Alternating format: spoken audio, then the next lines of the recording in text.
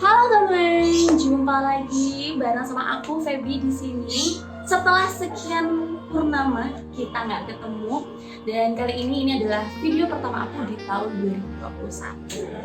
Nah, tapi di video kali ini aku nggak sendirian. Aku bakal ditemenin sama adik aku, teman aku, sahabat aku. Dan siapakah dia? Pasti ada yang punya ya.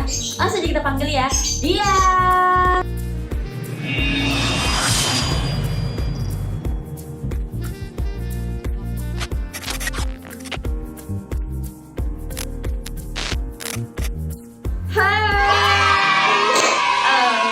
Kenalin, nama aku Dian.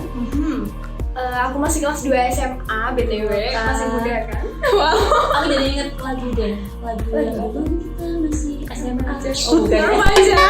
Masih remaja. Oh, remaja ya, oke. Oke. Kali ini aku bakal nemenin Mbak Feby. Kita ngobrol-ngobrol. Iya, bener seputar apa nih? Topik yang lagi hangat diperbincangkan. Iya. Ya hangat banget kayaknya. Iya, karena sekarang kan musim hujan. Kalau kita ngobrolnya yang tinggi juga melempem nanti. Nah, Jadi baru ngobrolkan hal-hal yang hangat. jadi kira-kira apa nih yang mau kita obrolin kali ini? Oke, jadi sekarang kan kamu tahu ya, sekarang kan awal banget 2021, masih minggu pertama. Ya, di tahun 2021 ini pastinya apa ya? Kita pasti ingin memulai sesuatu yang baru. Tetapi iya, nah itu tadi. Tapi kita tahu kalau kali ini tuh ya masih apa ya? Masih pandemi lah ya. Corona masih belum benar-benar hilang dari Indonesia. Nah, Dian sendiri, kamu ikutin nggak sih perkembangannya Corona mulai dari awal Corona itu menjajakan kakinya di Indonesia? Ikutin nggak? Ngikutin. Yang pastinya kan pada awalnya kan kita tahu ya, nggak kepikiran Corona tuh bakalan ada di Indonesia sendiri. Iya, bener banget. Soalnya kita awalnya tahu Corona tuh dari jauh, dari Sosmed nggak sih? bener banget. Sosmed, televisi, ya disuruh media ya cetak maupun media elektronik lainnya. Jadi kalau kita tahu itu kan awalnya dari Wuhan ya, Iya. China. Di bulan Desember, akhir Desember tahun 2019. iya, betul. Dan akhirnya sampai di Indonesia tuh kalau nggak salah bulan-bulan Maret, Februari Maret gitu ya. Bener banget. Soalnya itu kalau aku ingat tuh kalau nggak salah tuh di bulan Maret, awal bulan Maret, bener ya, bulan Maret sampai sekarang masih terus apa ya, berlanjut dan masih tinggi. iya Angka yang terjangkit. iya terinfeksi virus corona ini. Oke, langsung aja ya. Lama ya. Langsung aja kita ngapain gitu. Oh iya, ngomong masalah tadi kan kita bahas tentang kronologinya gimana sih si corona itu bisa sampai di Indonesia. Ya awalnya dari Wuhan, China, kemudian akhirnya apa ya, merebak ke negara-negara tetangga yang memang kita awalnya tuh nggak nyangka, ya kan? Soalnya kan jauh di sana, bener ya sih. Dan akhirnya ya Bisa sampai ke sini itu bener-bener nggak apa ya, nggak kepikiran. nggak nyangka juga sih sebenarnya. Oke, dan seperti yang kita tahu, setelah virus ini sampai di Indonesia, itu membawa banyak sekali dampak atau efek nggak apa ya, dan itu tuh nggak sedikit ya kan, di segala aspek kehidupan ini berdampak banget, khususnya di sektor pendidikan. Nah gitu, masih ingat nggak waktu pertama corona nyampe sini dan sekolahnya diliburkan? Bener nggak? Bener. Nah itu gimana tuh Dian? Awalnya aku juga pikir bahwa sekolah itu diliburin. Ternyata aku salah besar. Itu bukan diliburin, tapi cuman belajarnya ganti di rumah, nggak di sekolah. Bener Jadi ya. pagi-pagi tuh bulan Maret, tanggal 15 Maret kalau nggak salah ya, tahun 2020. Pagi-pagi ada notif nih dari Instagramnya Bung Hovifah. Nah beliau itu posting surat edaran yang isinya itu kepada anak-anak di Jawa Timur, bahwasanya besok tanggal 16 Maret sementara belajar di rumah sampai ada ketentuan dari pemerintah seperti itu. Sampai ada berita lebih lanjut ya. Sampai ada pemberitahuan. Terus itu awalnya seneng banget dong, Mbak. Aku bisa membayangkan bagaimana bahagianya siswa ketika melihat sekolah libur. Nah, terus hari Senin itu ternyata dari sekolah anakku belum ada surat edaran dari kepala sekolahnya. Jadi kita belum tahu sebenarnya sekolah ini memang tetap masuk atau kita nurutin himbauan dari Bu Hovifah gitu.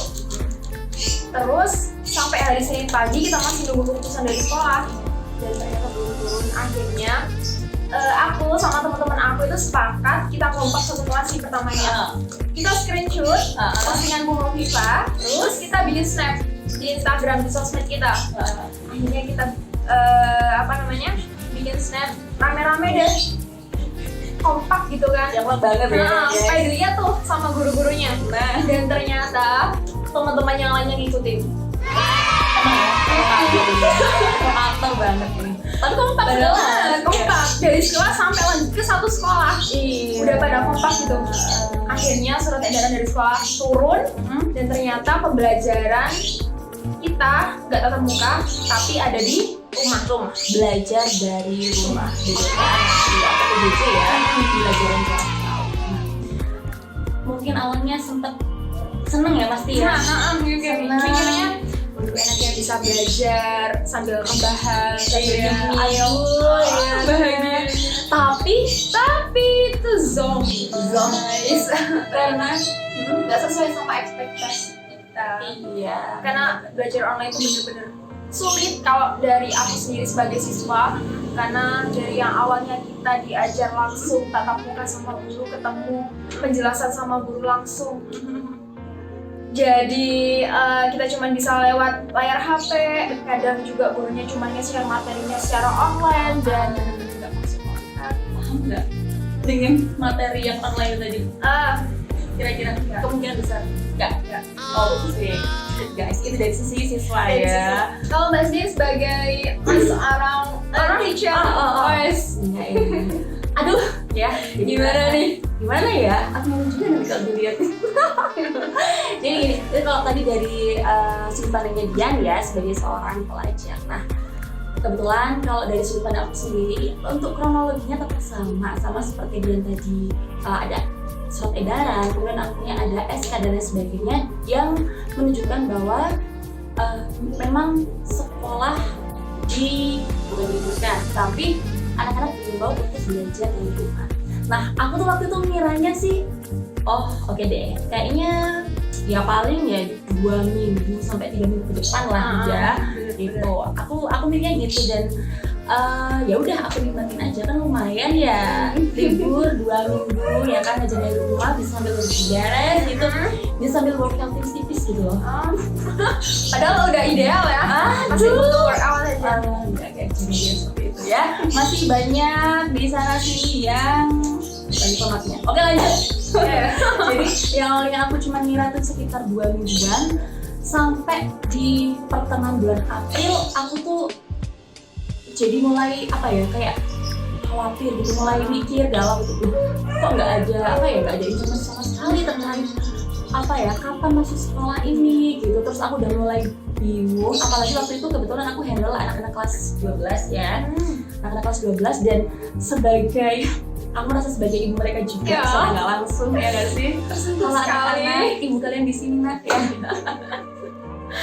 Iya, jadi aku sempat mikir mereka, aduh gimana ya ini ujiannya mereka gimana, terus bimbelnya mereka gimana, terus mereka yang persiapan buat masuk ke PTN ya itu gimana, UN-nya gimana dan lain sebagainya. Jadi ya aku sendiri ya wajar aja dirasain sebagai seorang pengajar di sini, mikirin anak-anak aku, siswa aku nanti gimana. Secara mereka tuh banyak juga yang punya keinginan untuk melanjutkan ke perguruan tinggi negeri atau PTN.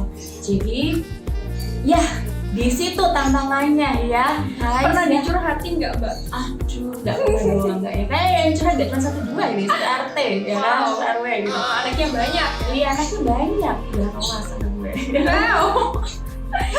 Jadi kayak gitu.